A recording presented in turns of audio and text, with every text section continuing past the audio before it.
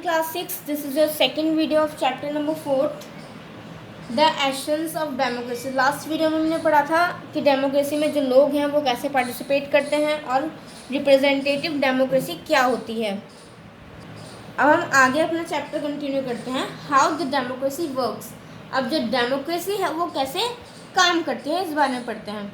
Elections in India take place after every 5 years by universal adult suffrage। और जो elections होते हैं वो इंडिया में हर 5 साल के बाद होते हैं, ठीक है।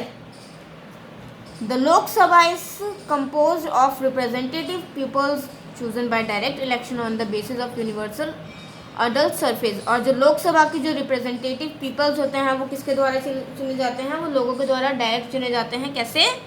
सार्वभौमिक मताधिकार के द्वारा, ठीक है।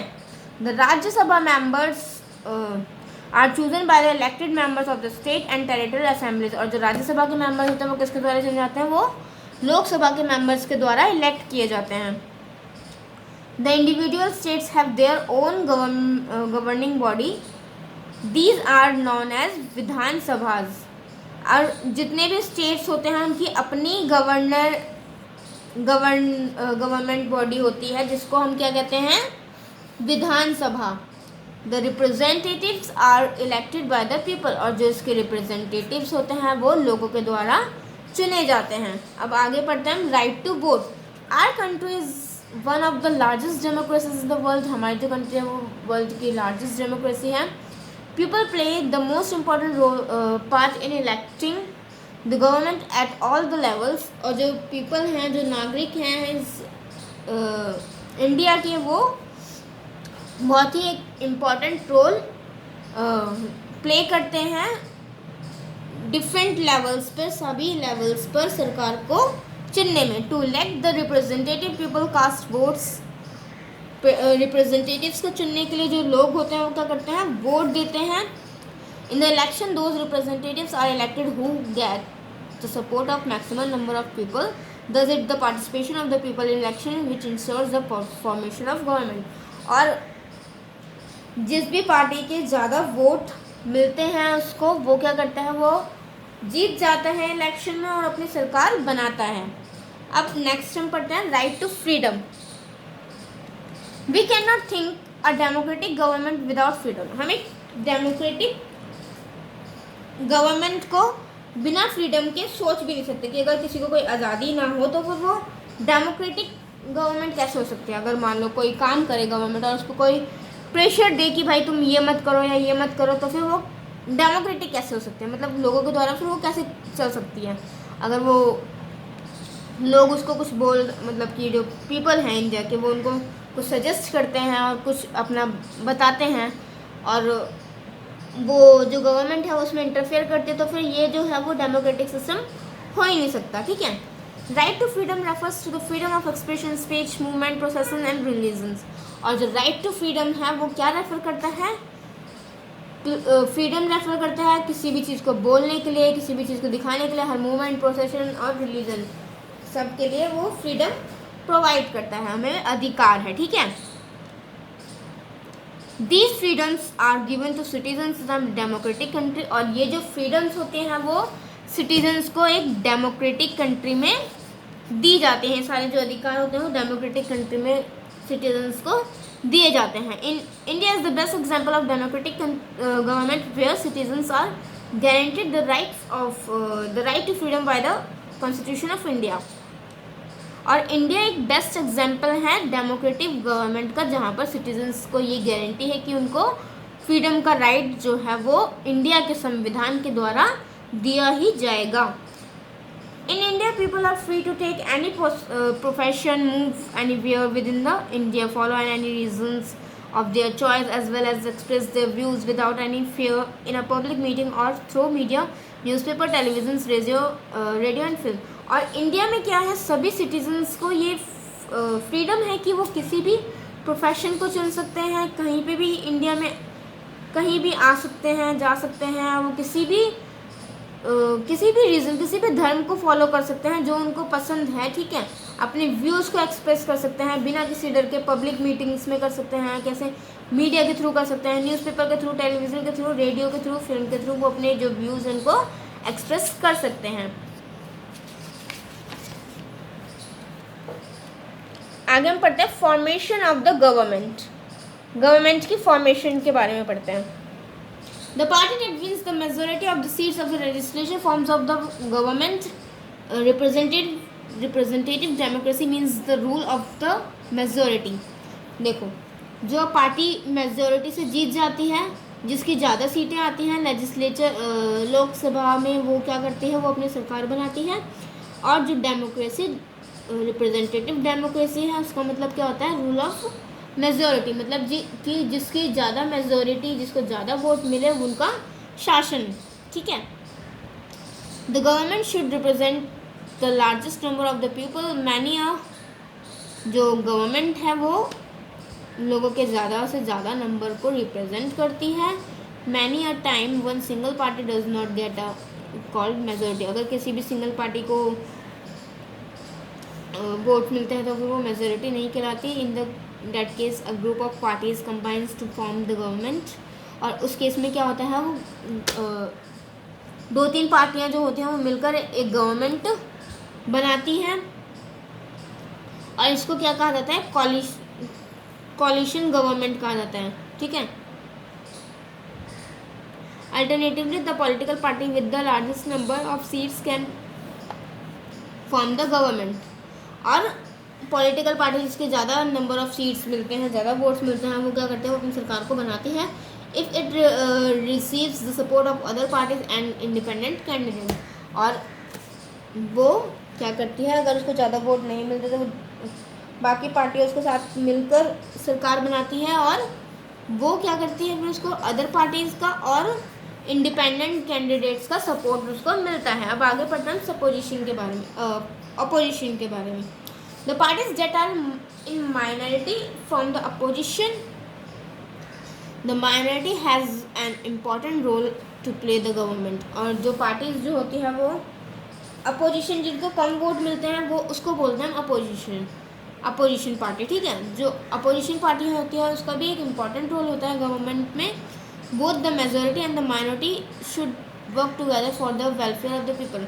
जो पार्टी जीती होती है, मतलब कि माइनॉरिटी और मेजॉरिटी, जिसको ज़्यादा वोट मिलते हैं और जिसको कम वोट मिलते हैं, वो दोनों ही पार्टी मिलकर लोगों के वेलफेयर के लिए, लोगों के भले के लिए काम करती हैं। The majority can ignore the opinion of the minority. और जो मेजॉरिटी होती है वो माइनॉरिटी का जो ओपिनियन होता है उसको इग्नोर नहीं कर सकती। It is the duty of minority to support measures and policies that will benefit the country. और ये माइनॉरिटी जो जिनको कम वोट मिलते हैं उन पार्टीज की भी ड्यूटी होती है कि वो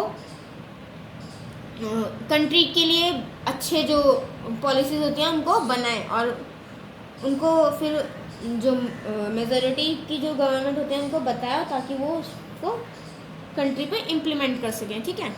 नेक्स्ट हम बात करते हैं फीचर्स ऑफ और डेमोक्रेसी के बारे में। अब डेमोक्रेसी के क्या फीचर्स होते हैं उस बारे में बात करते हैं। The following conditions are for the successful working of a democratic government. अब कुछ डेमोक्रेटिक गवर्नमेंट को अच्छे से काम करने के लिए कुछ फंक्शंस होते हैं, इस बारे में बात करते हैं। Democratic of the people, in a democracy of people must be aware of their rights as well as their duties. They should keep themselves informed about the functioning of the government. और democracy में क्या होता है कि जो people होते हैं, जितने भी सिटीजन्स होते हैं, वो अपने अधिकार के लिए और अपने काम कर्तव्य के लिए उनको अवेयर रहना चाहिए, मतलब कि उनको सारी जानकारी होनी चाहिए और उनको पता होना चाहिए कि गवर्नमेंट जो है वो क्या क्या काम कर रही है, उनके फंक्शन के बारे में उनको पता होना चाहिए। In a democracy nothing should be done to please and और सेटिस्फाई एनी पर्टिकुलर इंडिविजुअल और कमिटी। और जो डेमोक्रेसी है वो किसी भी एक इंडिविजुअल या किसी भी एक कम्युनिटी के बारे में उनको सेटिस्फाई करने के लिए नहीं होती। Everything should be done keeping in mind. और ये क्या सबके लिए ही होता है, सबको माइंड में रखकर कोई भी ओपिनियन या कोई भी पॉलिसीज ली जाती है। ठीक है। Justice is an important element of a democratic government. All should be equal in the eyes of law. और जो जस्टिस, जो न्याय होता है, वो डेमोक्रेटिक गवर्नमेंट में बहुत ही ज़रूरी होता है। और ये सभी को क्या करता है, सभी को कानून की नज़र में इक्वल समझता है, ठीक है, मतलब कि कोई भी बड़ा छोटा नहीं, सभी को इक्वल समझता है। In a democracy the government serves the needs of the people in order of for this to be possible the people of the country needed to be outspoken and have freedom of speech. और democratic country में क्या होता है, जो people होते हैं वो government को सर्व करते हैं, जैसे कि मतलब कि उनको कंट्री के फेवर में बोलने का पूरा हक होता है, उनको फ्रीडम होता है कोई भी स्पीच देने के लिए। Another feature of democracy is that minority groups are protected. और अनदर जो डेमोक्रेसी का फीचर होता है वो क्या होता है कि जो माइनॉरिटी जो ग्रुप्स होते हैं वो प्रोटेक्ट रहें। This means that for the majority of votes the minority opinion will be still be valued and this action upon some ways. मतलब कि अगर मेजोरिटी की सरकार बन जाती है उसके बाद भी जो माइनॉरिटी होती है उनके जो डिसीजन होते हैं वो उनकी भी बहुत वैल्यू होती है, और उनके जो डिसीजन होते हैं उसके खिलाफ भी एक्शन उनके लिए भी एक्शन लिया जाता है। जैसे कि उन्होंने कुछ पॉलिसी सजेस्ट किया तो अगर वो ठीक है तो उसको भी हम कंट्री के ऊपर इम्प्लीमेंट कर सकते हैं। Equality before law is an important element of a democratic government. और कानून की जो समानता है वो सबसे महत्वपूर्ण एलिमेंट है डेमोक्रेटिक गवर्नमेंट का। All citizens irrespective of their caste, creed, color or faith must have equal chances to live and make progress। और सभी कास्ट के, क्रीड के, कलर के जो लोग होते हैं वो सभी सेम होते हैं, सभी इक्वल होते हैं, सबको चांस मिलना चाहिए रहने का और प्रोग्रेस करने का। Participation is an important element in the working of democratic government. और डेमोक्रेटिक गवर्नमेंट में पार्टिसिपेट करना एक इम्पॉर्टेंट एलिमेंट है।